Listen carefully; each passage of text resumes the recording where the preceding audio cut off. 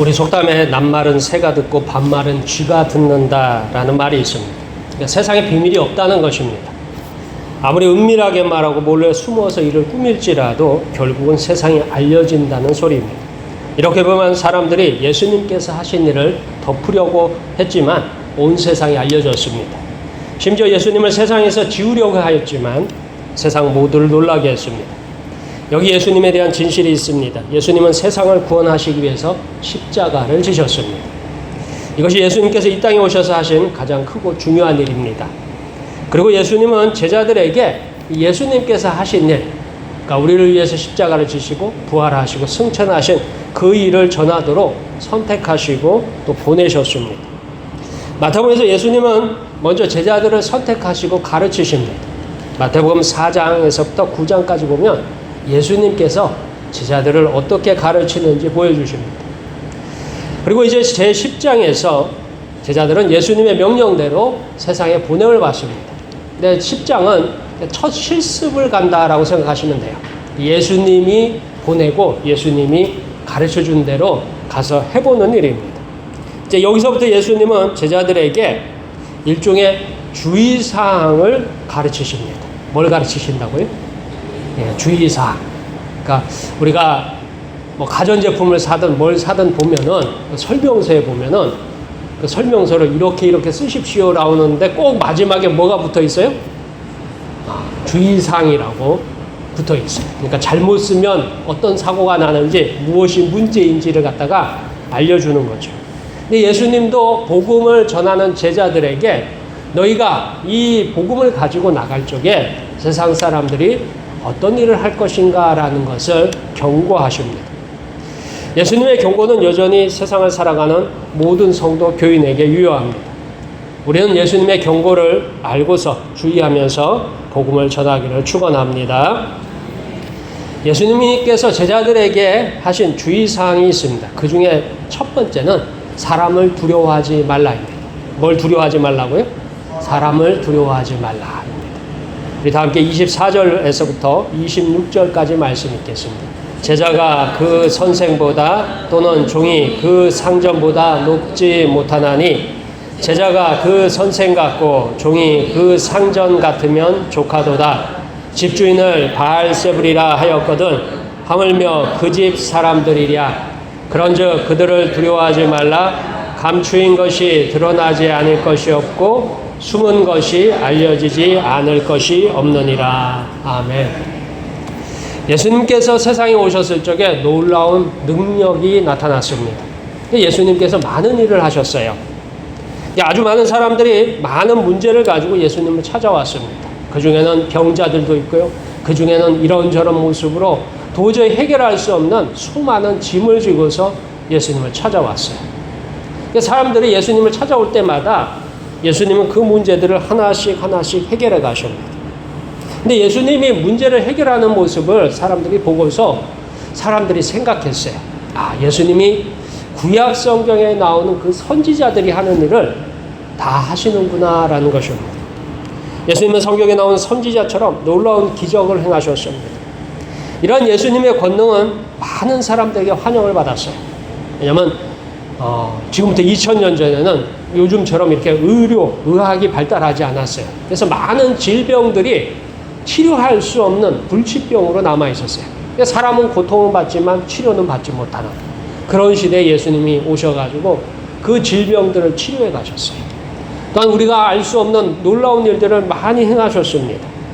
그래서 사람들은 이 예수님을 만나기 위해서 문제를 해결하기 위해서 이스라엘 땅 사방에서부터 찾아옵니다.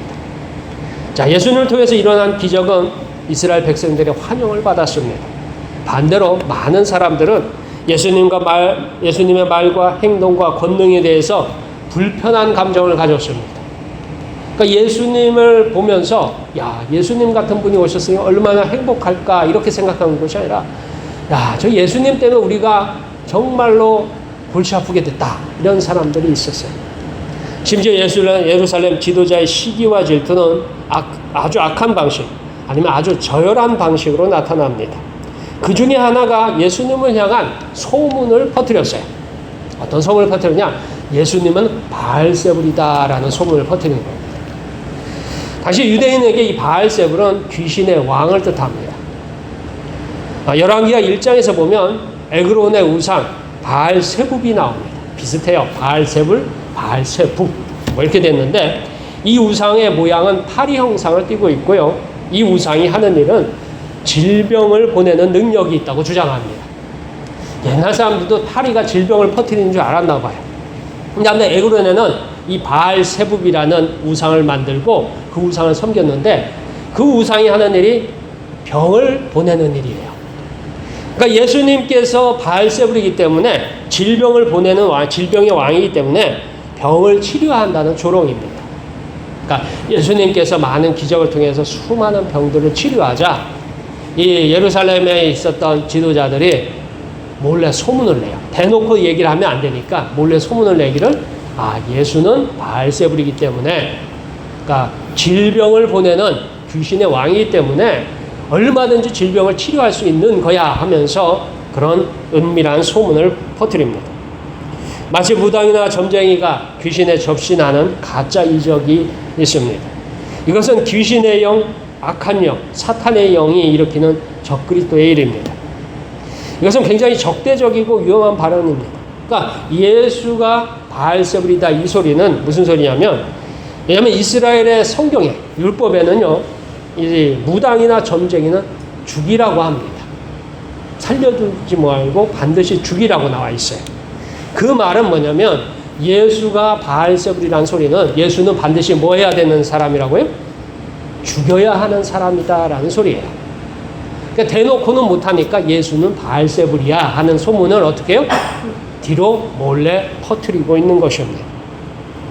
예수님의 놀라운 권능이 무당이나 점쟁이 행위라고 소문을 내고 있습니다. 그래서 예수님의 제자들을 통해서 나타나는 어떤 종류의 기적이나 이적이나 표적조차도 이미 뭐냐면 거절하기로 결정되어 있습니다. 마태복음 10장 1절에서요 예수님께서 그 제자들을 보내세요. 거기 보면 이렇게 되어 있어요. 뭐라면 귀신을 쫓아내며 모든 병과 모든 약한 것을 고치는 권능을 주시니 이래 되어 있습니다. 그러니까 예수님께서 제자들에게 실습을 보내시는데 권능을 주셨어요. 그러니까 일종의 권세를 주셨는데 너희가 나가서 더러운 귀신을 쫓아내고 약한 병을 고치고 그 다음에 모든 약한 것을 고치는 그런 권세를 주시고 제자들은 그 권세를 받아서 어떻게 해요? 나가서 했을까요? 안 했을까요? 성경에 나오지 않지만 제가 이 성경을 읽어볼 적에 예수님이 시켰을 때 그 12제자들은 아마 사방에 가서 그 일을 했을 거예요. 그리고 그 일을 실행했을 적에 예수님께서 나타난 동일한 기적이 어떻게 해요? 또 나타났을 거예요. 그런데 이것이 누구의 힘이라고요? 하나님의 권능이 아니라 바알세불의 힘이다라고 이렇게 소문을 내놨습니다. 그러니까 제자들이 선한 일, 의로운 일, 좋은 일을 했을지라도 사람들에게 어떻게 해요? 환영받는 것이 아니라 사람들에게 조롱받고 미움받게 되었습니다. 우리는 복음을 전할 때요, 선하고 아름다운 결과를 기대합니다. 예수 믿으면요, 문제가 해결되고, 예수 믿으면 하나님께서 구원을 받고, 예수 믿으면 축복을 받는다고 우리는 얘기하지만, 세상은 우리가 복음을 전할 적에 의외로 악하고 적대적인 결과를 만날 수 있습니다. 여러분이 복음을 전하다가 여러분들이 그 복음 전하는 것을 싫어하고 미워하고 거절할 적에 그것을 두려워하지 마세요. 왜요? 원래 예수님도 그런 대접을 받았어요. 예수님은 심지어 귀신의 왕이라는 칭호를 받았습니다. 그럼에도 실망하지 말라는 예수님의 아름다운 격려의 말씀입니다. 복음을 전하는 일에 용기를 내기를 축원합니다.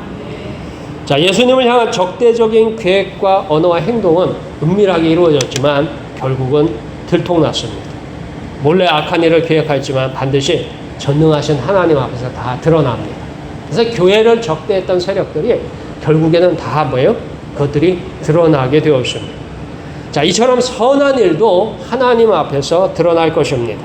우리 다 함께 26절에서부터 31절까지 말씀 읽겠습니다. 그런즉 그들을 두려워하지 말라. 감추인 것이 드러나지 않을 것이 없고 숨은 것이 알려지지 않을 것이 없느니라. 내가 너희에게 어두운 데서 이르는 것을 광명한 데서 말하며 너희가 귓속말로 듣는 것을 집 위에서 전파하라. 몸은 죽여도 영혼은 능히 죽이지 못하는 자를 두려워하지 말고 오직 몸과 영혼을 능히 지옥에 멸하실 수 있는 이를 두려워하라. 참새 2마리가 한 아사리온에 팔리지 않느냐. 그러나 너희 아버지께서 허락하지 아니하시면 그 하나도 땅에 떨어지지 아니하리라. 너희에게는 머리털까지 다 세신 바 되었나니 두려워하지 말라. 너희는 많은 참새보다 귀하니라. 아멘. 자, 앞에서요, 예루살렘 지도자들의 이 거짓말, 더러운 계획은요, 예수님의 십자가에서 다 드러납니다. 그리고 예수님은 부활을 통해서 그 모든 계획들을 다 심판하셨습니다. 예수님은 모든 사람이 두려워하는 죽음조차도 이기셨습니다.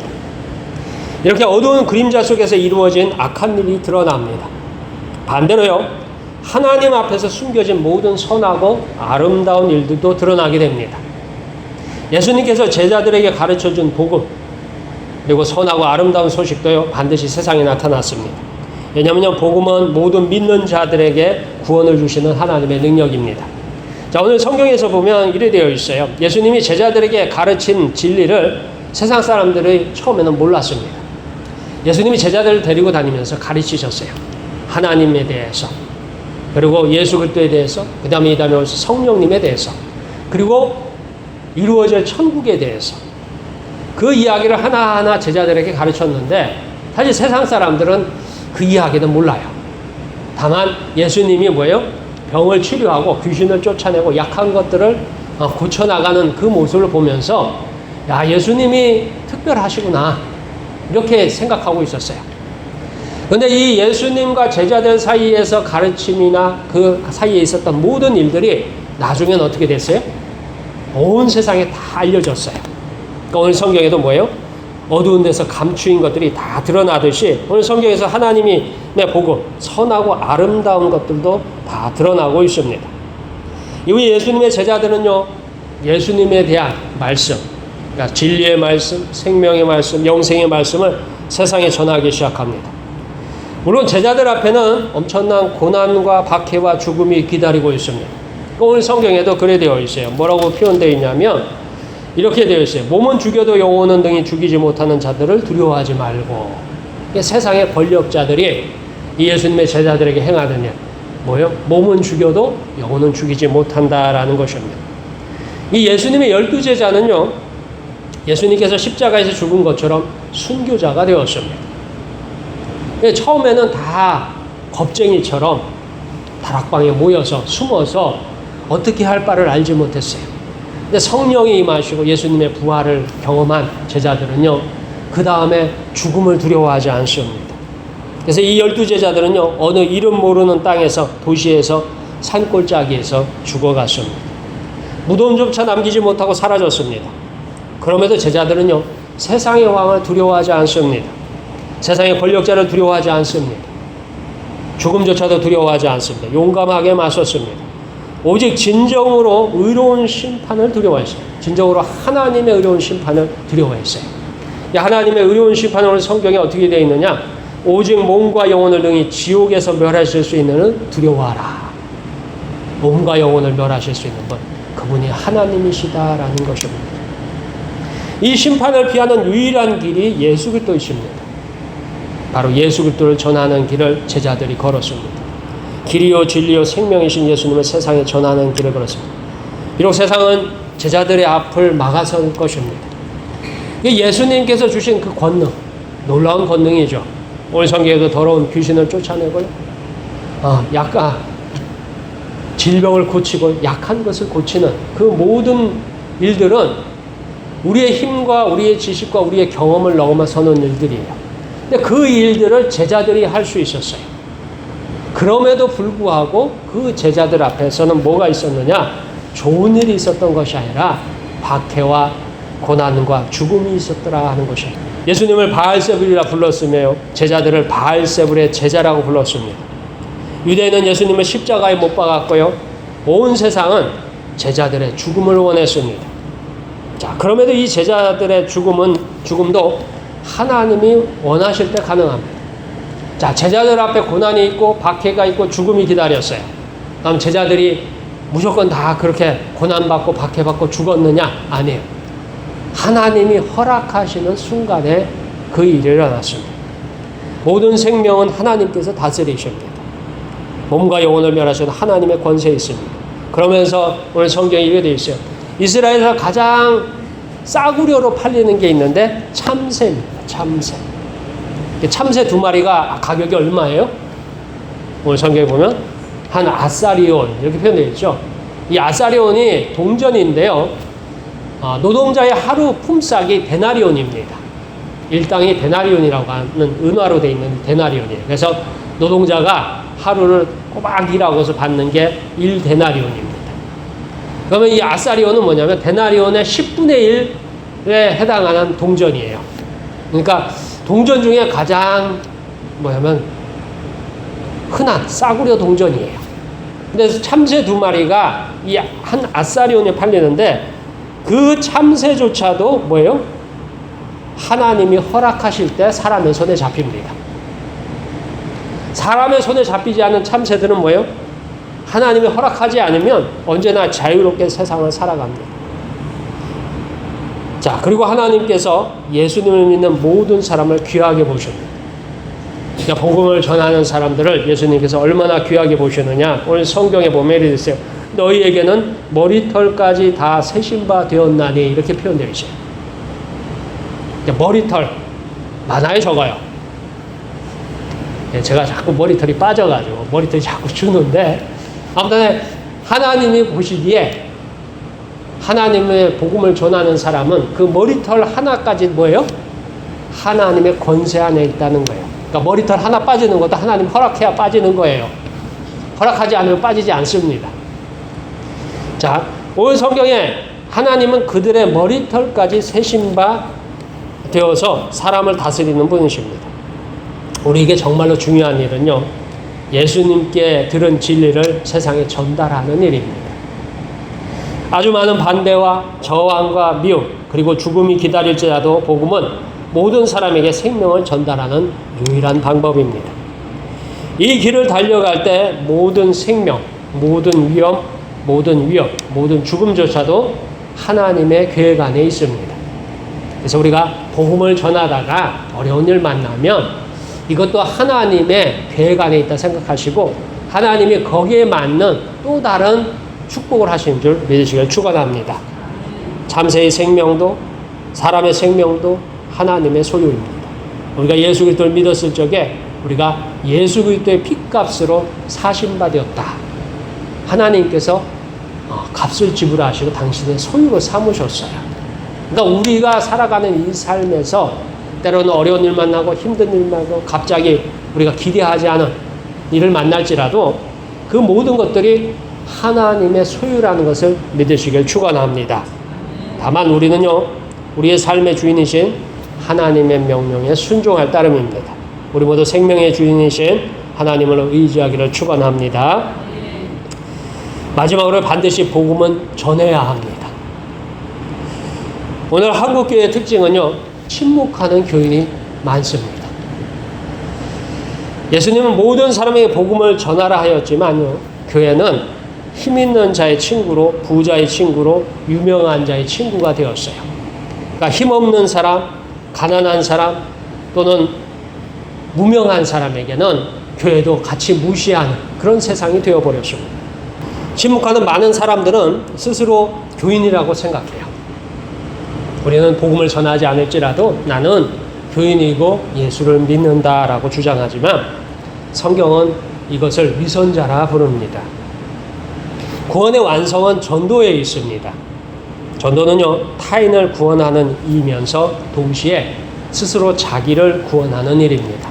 그래서 여러분들이 예수를 믿으라고 하고 복음을 전하는 일을 반드시 하셔야 돼요. 그게 바로 나를 구원하는 일이고 그 복음을 듣는 타인을 구원하는 일입니다. 우리 다 함께 32절에서부터 33절의 말씀을 읽겠습니다. 누구든지 사람 앞에서 나를 시인하면 나도 하늘에 계신 내 아버지 앞에서 그를 시인할 것이요 누구든지 사람 앞에서 나를 부인하면 나도 하늘에 계신 내 아버지 앞에서 그를 부인하리라. 아멘. 우리의 구원의 완성, 믿음의 완성은 하나님만이 하십니다. 우리가 예수님을 믿습니다 라는 고백을 할 수 있습니다. 근데 그 고백이 진실한지 또는 거짓된 입에 발린 소리인지 아시는 분은 하나님이십니다. 그래서 내가 예수님을 믿습니다 라는 이야기를 그 진실에 대한 정체를 아는 건 하나님이셔요. 물론 하나님은 예수님을 믿습니다 라는 고백이 그 진실을 확인할 수 있습니다. 왜냐하면 하나님은 나 여호와는 중심을 보시는가 했어요. 우리가 예수님 믿습니다 라는 고백을 했을 적에 하나님은 그 우리의 중심을 보시고 그게 참인지 거짓인지를 분명하게 골라내실 수는 있습니다. 다만 성경에서 구원은 입술의 고백을 바탕으로 합니다. 그 입술의 고백을 바탕으로 하는 이유가 구원이 행위에 있지 않고 믿음에 두고자 하는 하나님의 지혜이십니다. 우리 다 함께 로마서 10장 9절에서부터 10절까지 말씀 찾을 수 있겠습니다. 내가 만일 내 입으로 예수를 주로 시인하며 또 하나님께서 그를 죽은 자 가운데서 살리신 것을 내 마음에 믿으면 구원을 받으리라. 사람이 마음으로 믿어 의에 이르고 입으로 시인하여 구원에 이르느니라. 아멘. 자, 로마서 10장 9절에서 10절까지 말씀. 우리는 이 말씀을 믿는 믿는 사람들이 이 말씀을 그냥 요식행위로 생각하고 있습니다. 언제부턴가 로마서 10장 9절에서 10절까지 말씀을 교회에서 믿는 사람들이 모여 앉아가지고요, 한 사람이 물어요. 예수님을 믿으세요? 라고 묻고 나머지 사람들이 네, 그럼요, 예수님을 믿습니다라는 구원을 위한 요식행위로 만들고 있습니다. 실상 로마서 10장 9절에서 10절의 고백은 믿는 사람들을 향해서 나의 믿음이 이것입니다라는 고백하는 것을 넘어서 세상을 향한 예수님을 전하는 일입니다. 믿지 않는 사람들 향해서 당신은 예수님을 믿어야 합니다. 예수님은 죽은 자 가운데서 살아나신 분이십니다. 그 예수님께서 당신을 구원하신 분이십니다 라고 말할 적에 바로 이 말씀처럼 의에 이르고 구원에 이릅니다. 근데 우리는 뭐예요? 그냥 우리끼리 모여가지고 예수님 믿으세요? 하면 그 사람이 예 믿습니다 라고 대답하면서 야 나는 입으로 시인했고 마음으로 믿으니까 구원을 받았다 라고서 우리는 그렇게 생각해요. 너무 확대 해석했다고 주장할지라도 우리가 읽는 오늘 말씀에 의하면 분명합니다. 오늘 예수님은 분명하게 말씀하십니다. 뭐라고 하냐면 사람 앞에서 나를 시인하면 나도 하나님 앞에서 시인할 것이라 했습니다. 자, 이 시인해야 하는 자리는요 절대로 믿는 사람 앞이 아닙니다. 오늘 우리가 읽었던 마태복음 10장 24절부터 33절의 그 내용 안에 보면 제자들이 세상을 향해 나갔을 때 세상에서 뭐예요? 온갖 박해와 고난과 죽음이 기다리고 있어요. 그 사람들이 묻습니다. 고난과 박해와 죽음 앞에서 당신에게 묻습니다. 너는 진실로 예수를 믿느냐? 라는 질문에 대답하는 자리입니다. 그 대답하는 자리에서 누구를 시인하면요? 예수를 시인하면 나도 하나님 앞에서 어떻게 해요? 시인할 것이라 했습니다. 예수 믿는 사람들끼리 모여 앉아서 거기서 예수를 믿느냐 묻고 예, 저는 예수를 믿습니다라고 대답하는 그 자리가 아니라 사실은 이 제자들이 세상을 향해 나가고 있어요. 예수님의 복음을 들고 예수님의 권능을 가지고 나갔을 적에 세상 사람들이 그 앞에다가 고난과 박해와 죽음의 자리를 펴놓고서 묻습니다. 내가 진실로 예수를 믿느냐? 내 앞에 고난이 있고 박해가 있고 죽음이 있는데 그래도 내가 예수를 믿느냐 했을 적에 그 자리에서 어떻게 해요? 내가 예수를 믿습니다라는 그 대답을 할 적에 예수님께서 누구 앞에서 시인하신다고요? 하나님 앞에서 시인하실 것이다라는 것입니다. 물론 오늘날 많은 사람들이 목숨을 담보로 질문을 받지는 않습니다. 여러분들한테 예수 믿는다고 누가 여러분들한테 욕하거나 여러분들을 박해하거나 여러분들을 죽이려 하진 않아요. 그러나 아직도 그런 것이 이 세상에는 분명히 있습니다. 그다음 믿지 않는 사람들 앞에서 어떻게 예수님을 믿는다고 고백할 것인가라는 의문이 남습니다.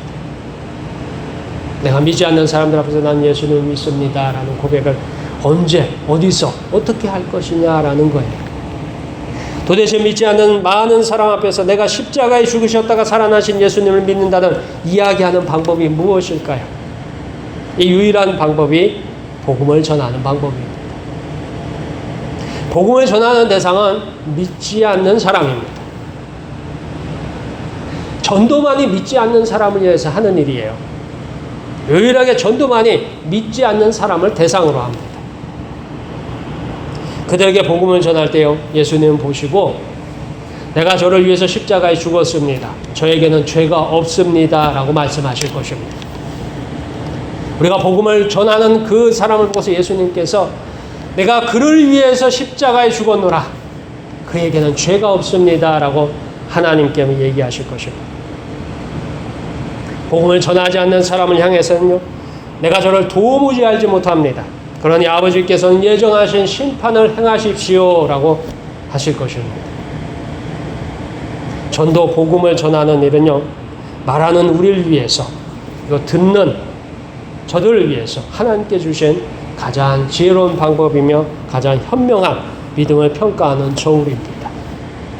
우리가 전도를 할 적에, 우리가 예수 그리스도를 증거할 적에, 예수님을 전할 적에 그것이 우리의 의와 믿음이 되고요, 그것이 듣는 사람들에게 생명을 주시는 구원의 능력이 되는 줄 믿으시길 축원합니다. 여기에요, 우리의 구원과 생명이 있습니다. 여러분들이 복음을 전하는 일 하셔야 합니다. 그게 여러분들의 의가 되고 여러분들의 믿음이 됩니다.